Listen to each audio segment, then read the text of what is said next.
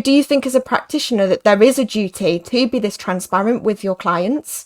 100%, because you've got to manage what could go wrong. Complications can happen in any type of industry. And I think it's really important that you share your knowledge that you know, share your expertise that you know with your client. And also it's about showing them the expertise that they expect when coming to the clinic as well.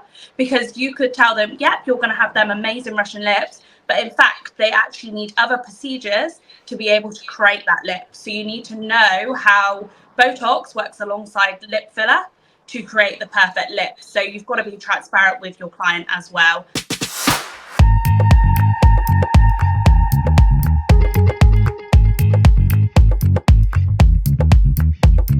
Hello and welcome back to the Face It podcast. I'm your host Jessica, and today we've got a super special guest lined up for you. But before that, I just want to remind you that we are now streaming from so many services. You can find us on Google Podcasts, Spotify, YouTube, Apple Podcasts, Amazon Music, Pocket Casts and Radio Public. So please do us a solid and rate and review and subscribe wherever you get your podcasts. Leave us a comment, share us on an episode on your stories. All interactions are very much welcomed and we appreciate every single one more than you could know.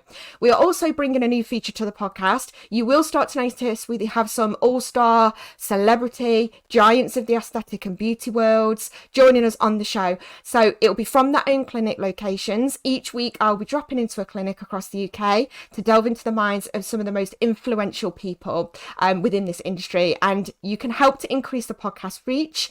Is going to bring more and more of those people onto our show. So thank you in advance for doing so. But now it is time to welcome and introduce our guest today. So a nice warm welcome to Paige of Aesthetics by Paige Ranger. Welcome, Paige. Hello. Hello. Thanks for joining us on the podcast today. Thank you for having me. You're so welcome. So you are an advanced practitioner yourself with a specialism in Russian lips. So what is it about lip filler that makes you so passionate about it? So lips have always been my little niche. I absolutely love creating lips. I've studied the anatomy of the lips so much and how to create the beautiful crisp Cupid's bow, which lots of people love at the moment. And yeah, I just love everything to do with lips. And where does that stem from? Was that your initial goal when you came into the industry? Was you already driven by lip filler and a bit like, oh, I can't wait to get my hands on that? Or is that just developed as you've kind of grown? So to actually get into the industry, you had to learn lip filler first. And I actually wanted to do Botox. So what I really wanted to do was to help my dad have no wrinkles. So that's why I wanted to do aesthetics. And then when I started lip filler, I absolutely fell in love with it. And I was like, this is what I want to do. This is my little niche. And I absolutely adore doing lips. And it's sort of taken over all my work really, because I'm known for my iconic lip technique and I just love doing it. So yeah, it actually stemmed from wanting to learn Botox. That's so interesting. I mean, there's so many routes into the industry anyway, isn't there? And I think, you know, by doing, you kind of find what your passion is. And I suppose your specialism as well, because like you say, it's very evident from your social media that it is your specialism. I have noticed as well, actually, on your social media that you post a lot of education around anatomy, which is more than I see with most practitioners, and it was a really interesting thing to witness. You know, in some cases, you might say for clients, it's quite off-putting's the wrong word, but it's quite intense. So I'm interested to know, like, why have you chosen that particular approach and that level of transparency in your work and the promotion of your services? So I think it's really important as a practitioner to know the whole anatomy of the lips. There's so many complications that can happen and you don't actually know about these complications until you're in that situation. So it's a really good way. And I've got a lot of followers from other practitioners, and my sort of posts and my anatomy pictures have really helped them to deal with complications that could arise in their clinic. And yeah, I don't think that clients find it off-putting. They actually trust me more So a lot of my clients that come to me, they say, actually, I really trust you because you've really looked into the anatomy of the lips. You know exactly where the veins and arteries are along the lips. You discuss these with your clients and other practitioners to share your knowledge, and they actually appreciate that. So it's actually made my business grow massively, really quickly by sharing my knowledge. That's so good to hear, because obviously a lot of people who are practitioners starting out might look at that and think, oh my God, won't that just terrify all their clients? But, you know, like you said, through doing it, it shows your expertise. It shows your willingness to be transparent about the complications, because that's such an important part of what you do, is being transparent about that. You know, there are a lot of things that can go wrong. So do you think as a practitioner that there is a duty to be this transparent with your clients? 100%, because you've got to manage what could go wrong. Complications can happen in any type of industry, and I think it's really important that you share your knowledge that you know, share your expertise that you know with your client, and also it's about showing them the expertise that they expect when coming to the clinic as well. Because you could tell them, yep, you're going to have them amazing Russian lips, but in fact, they actually need other procedures to be able to create that lip. So you need to know how Botox works alongside lip filler to create the perfect lip. So you've got to be transparent with your client as well. And it's just, yeah, I just find it really important to know all the possible complications. And I just think it's nice to share because it actually puts other practitioners at ease, Yes. because some people think it's never going to happen to me, Yes. but it does happen. Like, it does happen, and you have to know what to do in case of an emergency, and you have to be confident in an emergency for sure. And that's something that my clients love, is that I don't panic, I don't stress at anything that happens in the clinic. So you're going to get people that faint on you, you're going to get anaphylactic shocks, you're going to have all these things happen. You're in a clinic, these things can happen, and you've just got to be prepared. So I think it's really important. I mean, I always say it's if not when. You know, I come from a clinical background, so I've come from the background in dentistry, and it's not if, it's when. There's always going to be one that you could not have foreseen that's had a reaction that, you know, like you say, has had an anaphylactic shock, or has fainted on you, or has had a complication, even though you've put every, you know, mitigation in the way to prevent that. They've just responded in a way you could not have foreseen. So yeah, it's very important that people go into it knowing that they've got to be skilled on that complications management side of things. But yeah, just going back to your graphics and stuff, I just want to say that they are fantastic and they are really interesting, and it really did stand out to me, you know, as part of your content plan, that you were putting that sort of content out there. It's just so unique to you, so well done you on that. Thank you. And I hope that other practitioners and clients love it. Everyone that said, like, it's made me stand out a little bit from the rest. And I just love it. And it's actually made me learn a lot more in depth myself, because you're actually concentrating on these social media posts and you're looking in depth at all the different arteries and veins, because you're trying to create something for others to see. And it actually helps you build yourself as well. So I think it's really good. Yeah, the more you're digging around on that anatomy side of Yeah. things, like you say, the more it's going to ingrain itself into your everyday knowledge base that you can pull from, you know, rather than just the sort of ABC that you learn in your initial training.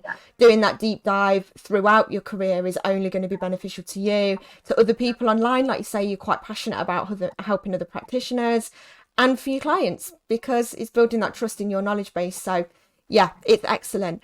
But around complications management, how do you personally handle that anxiety around the potential for any client to experience an unwanted outcome? And are there any tips you can provide to other practitioners that are maybe listening that have that real anxiety around something going wrong? So I always tell all my students that come into clinic that you need to make sure that you've got all the correct equipment in clinic.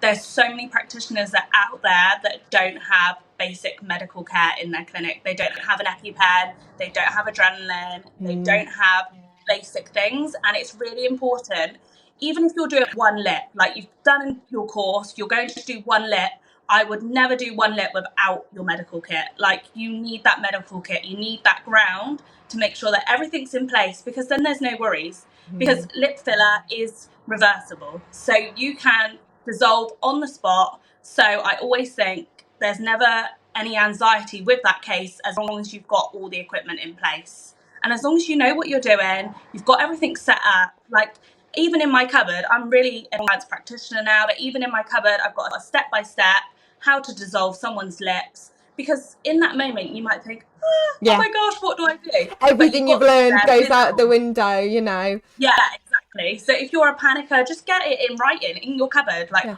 basic 1, 2, 3 steps, just so that you're covered and you know what to do. They do that in medical practice. So just for the listeners on here, like as I was saying, even in clinical practice, you know, qualified dentists, nurses, whatever, they still had a step-by-step in their kit to explain how to, you know, and we're trained every year on medical emergencies, on anaphylactic shock, you know, on defibs, all of that stuff. We have to do it every year, is refresh your CPD. And even then, there's still a step-by-step in there how to use certain products. So don't be, you know, shy or feel afraid of having it written down, because you don't know how you're going to respond in that scenario. No, exactly. And also, don't be afraid to reach out to other practitioners. Like, I had a lovely practitioner reach out to me and I helped her, and we sorted the situation out together as a team, and it was really lovely, and it's really made me want to help other practitioners, because you're not alone. Like, it's a really loving, caring industry, and that's what I love about it. We're all there to help one another. So don't ever feel like you're alone. Like, you can message any local practitioner and 9 times out of 10 they will help you. And it's this, you know, we've also got the function on Faces on the app for the complications consultant. Literally for a few pounds a month, you can have a complications consultant 24/7. You just phone them up and explain the situation, and you will be put through to someone who has the expertise, who has the training in that area, and they can guide you. They will even go on video and guide you through each step of, you know, of applying that particular measure if you are struggling and worried about doing it with the client. So they'll practically handhold you through the process. So literally for a few pounds a month, you can have that safety net. So that's the complications management, just for those that are listening. It's such a good service that more people definitely need to utilize. But no, that's really good. Like you say, you give that support to the people that you train and stuff as well. You are sponsored by Lumifil, aren't you, Paige? Just for those who maybe don't know what Lumifil is, can you explain who Lumifil are and what products they are? Okay, so Lumifil are a UK-based brand. They have designed a very nice dermal filler, and they also just launched a brand new skin booster as well. And they are so supportive as a company. Like, I've never had a company so supportive ever, and it's just really nice to be part of a family. I know if I have had any questions about the product, or if anything was to happen, I could literally call any of their team, they would answer straight away and they would be there to help me. They are so supportive. They support all my work. And that's why I love using their products, as well as their products being amazing. I like the fact they've got a really loving family base. They're just really supportive. And I think it's really lovely within this industry to be supportive. That's so important, I think, as well, because there's a lot, you know, there's a lot of products on the market, right? There's a lot of businesses out there that are just desperate to get sponsorships because they want names to their brand and they want names to their product. But obviously, one of the key things of that is how much support actually is there. You know, do they really give a crap about the people they're sponsoring? So it kind of leads me on to my next question a little bit. You know, we do get a lot of questions around from practitioners who want a sponsorship and don't know how to go about it. What should they be looking for? Have you got any tips for them if they're looking into that? You know, what do they need to look out for in a product, in a sponsorship? So you need to try all different products yourself to know what you like as a practitioner. That's really important. And then I would go on, if you found a product that you loved, I would then start tagging them in your work, start tagging them in collaborations, and just get yourself known to that brand. So I've been reached out by quite a few different brands, but personally I love Lumifil because of their family orientated background, and that's why I've chose to stay with them. And I just love being loyal to that person for that company because of how good they are to me. But you've just got to get yourself out there, start tagging, start sharing. And I really believed in the product before I got sponsored by them. So I use their products all the time. Yeah, so I used all their products, I shared all their products, I literally shouted from the rooftops about their products. And then that's when they got into contact with me, because they like seen my dedication, basically. So you've It's a got to be two-way dedicated. street. Yeah, it's a two-way street, 100%. isn't it? Like, that's why it's a collaboration, because, you know, you're promoting them, and you've got to show that willingness and that passion, because otherwise it's just another person with a name to a product. And equally, they've got to support and be passionate about what you do and your work and believe in what you're doing, because you're representing their brand. So it's about a meeting of minds, isn't it? And I think a lot of people think it's just a case of like, it looks good for them to be sponsored, but there's so much more to it than that. Yeah, 100%, because there is a lot of people out there that I personally haven't gone with, simply because they haven't got that loving, supportive side to them. And I think Lumifil have really hit the nail on the head with that side of things. I really love being part of their team. Good. No, that's great to hear, and thank you for that little bit of advice there for anyone listening that's you know, potentially looking at sponsorships as their next goal. But you've built a solid brand around you, as we've sort of mentioned. Lips clearly feature really, really heavily within that. Do you think it's important for seasoned practitioners to begin to focus on their core skill and create a niche for themselves? And how do you go about finding out what that niche might be? Yeah, I think it's a really good idea to have a niche. So my niche is obviously lips and complications. I really love those parts of the aesthetics industry. And I think if you have something that you really enjoy, like there's practitioners out there that love doing rhinoplasty, and that's their niche. They promote that, they put all their work into making sure that they're the best they possibly can be in that area of field. And I just think it makes you stand out as well. It makes you just, yeah, stand out from the Mm, crowd, because you can just do everything like yeah. a lot of people do, but if you haven't got that core focus, you're not going to bring in customers from further afield. So like, I've got people coming worldwide to me now because of my lip, because I've promoted my lip so well, because I've really concentrated on my skill and the level of knowledge behind the lip. You've just got to stay focused and passionate about what you love, and it's just, if you love what you're doing, you will find your niche in what you Mm. are doing, if that makes sense. Yeah, because that's your driver, isn't it? Like you say, like do Yes. more of what you love and double down on your efforts in that particular skill or that particular treatment, whatever it is. Double down your efforts within that, because that's going to bring more clients. Like you say, they see through it now. People are very, very smart online. They see when someone genuinely loves what they're doing. Yeah, 100%. Passion is everything. If you don't have passion for your work isn't going to speak out volumes. Yeah, it's You got to true. love what you It's true. So you are a Faces app user. What features do you currently use in your business? Is it the consent forms? Is it the booking system? Finance? So I actually like looking at the shop side of Faces. So you can go on there and you can have a look at the shop and you can compare different products, and they've got all the reviews, which is really nice, because I quite like to have a look at reviews and see what other practitioners are saying about the products. So that's what I love about the app, is looking at and comparing different products, different prices, because there's lots of competitiveness on there as well, and just getting the reviews on different products. And there's always new products being added to the website as well, which I really love.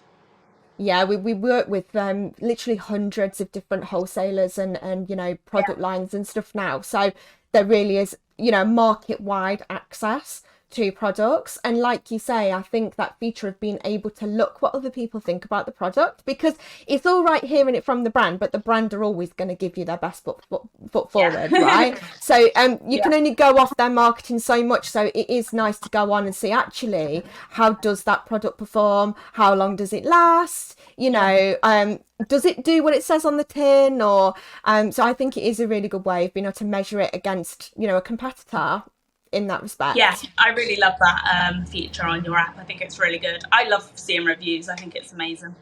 Good. So as a training academy, have you thought about promoting your courses on the Faces app in the training hub? Because we have a whole training hub there, and there is literally an opportunity to have your course promoted in front of 100,000 plus users within the space. So if you've not looked at putting a link in through there, it's probably worth looking at, just because there's such a reach. Is that something you've looked at? If not, tell me more about your training academy and sort of where you're at with it. Yeah, so I haven't actually looked. I had a quick look last night and just typed in lip filler training on the app, and it does come up with little names and where you can go, which I thought, oh, that is really good actually. So it is something that I would look into. And my training academy, I really started launching it this year, this January. I really pushed for it this year, and I have trained people from Paris, Germany, Wow. everything, and it's going really well. I absolutely love it.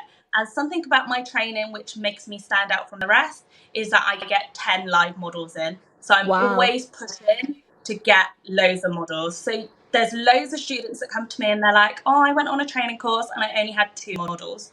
My personal opinion, I don't think that's enough. When I trained, I only had 2 models, and that's the norm. So I wanted to stand out from the norm, and I wanted to make sure that my clients, when leaving the clinic, my students, sorry, when leaving the clinic, were 100% confident. So that's why I really pushed to get 10 models for them. So that, yeah, they can go and they feel so good after. And all the feedback from all my students has been amazing. And they've Wow. chosen me because of my 10 models. They absolutely love the practical side of things. Well done, you. Yeah, because that's, it's a difficult feat to find that many models. But like you say, it's it's a worthy endeavour, isn't it? Because that's so much more experience for those students just coming in, trying to learn, what you know. So that's an incredible offering. I'm assuming that your core course is focused on lips. Is that your core? Yeah, so that is my core training, is my iconic lip course. And the people that have took this course and the people that are already booked on, is they are just so amazed that I can get 10 clients for them to come on in and then practice on, and they love it. And some students, it does take them till about 5 clients to actually take in what I've said, take in the actual skill. So Yeah. if they was to have 2 models, they aren't going to know what to do. It does take, I would say, the average practitioner to 5 clients to actually understand the whole technique that I'm using, because it's very I can agree on advanced. that. I can agree on that. Like Yeah, even advanced technique aside, because your technique that you do is obviously more advanced, but even just in a basic treatment, like I do PMU. So for me, like even just coming away with a couple of models with my PMU was like a minefield, It's the first time I've held a yeah, machine. It was the first time I'd, dealt with the skin in that way. yeah, So it would definitely took 5 or more models before I felt even remotely confident in what I was doing with that machine. So yeah, yeah. I think you're totally right. I'm so lucky to have such a big follower in my local area that everyone supports me and they come to be models for all my students. And yeah, it's amazing, and all my students absolutely love the training, because a lot of us are hands-on people, because we are doing a hands-on job, we are Yeah. practical people, and that's why they love doing all these models. They love it. Yeah, that's great. Well done, you, Paige. And it's tricky setting up any training course. There's a lot involved. So well done, you. And obviously, I wish you the Thank best of you. luck with that course this year because it's quite new for you Thank as you. well. But lastly, if I suppose you could wave a magic wand and change anything within the industry at all, what would it be and why? So, what I think needs to change in the industry is that I believe that every clinic should be hygiene rated, like tattoo parlours. I Mm? really believe strongly that you need the council coming in to check that your premises has hot running water, that it's hygienic to be a salon or clinic. And I do believe that they should have a checklist to check your medical kit.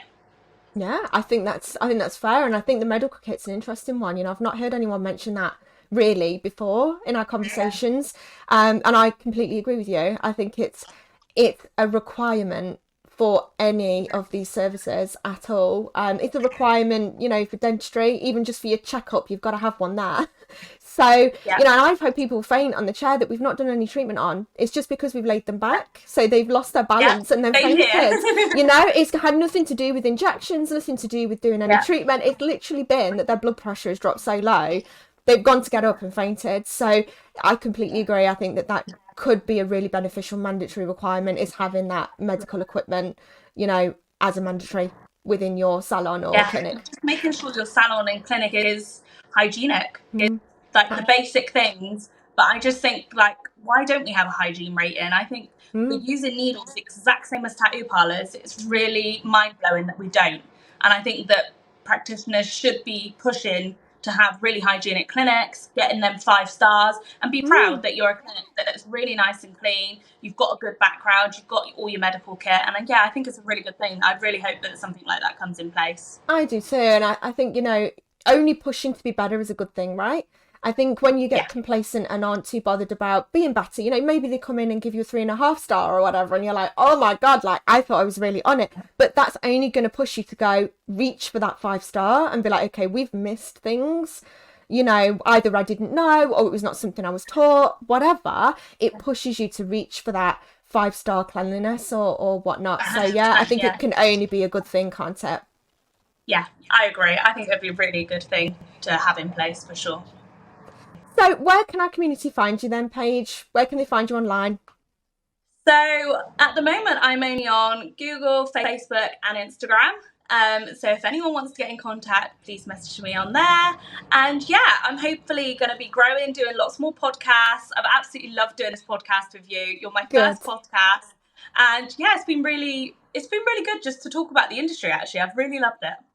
Yeah, it's great. It's good fun, isn't it? And I think, you know, stay in touch with us because we can always get you on in a year's time. You know, you'd have had a year's worth of your training academy under your belt. I'm sure you'll have had lots of other successes in that 12 months. You know, you're full steam ahead and working really hard at what you're doing. So yeah, by all means, get back in touch with us and we'll get you back on and catch up with where you're at that time as well.